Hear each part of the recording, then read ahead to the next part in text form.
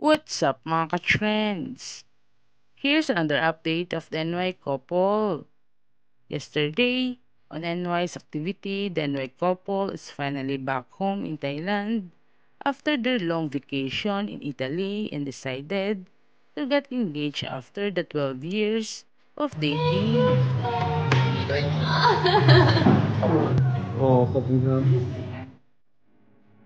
Last night, the NY couple had their first meal in Thailand as a fiancé together with their family.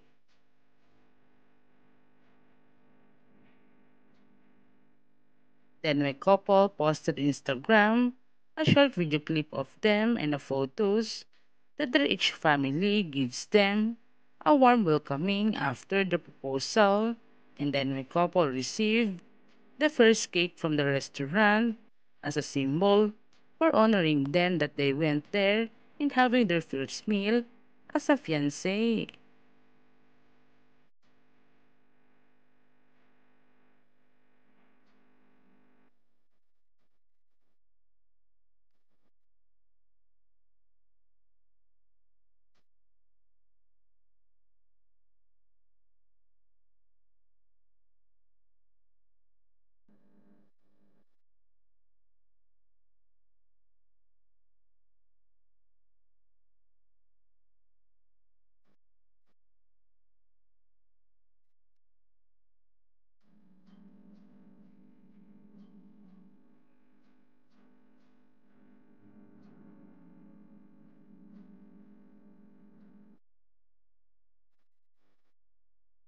Then my couple, I look so happy and each them is congratulating them that finally it was official.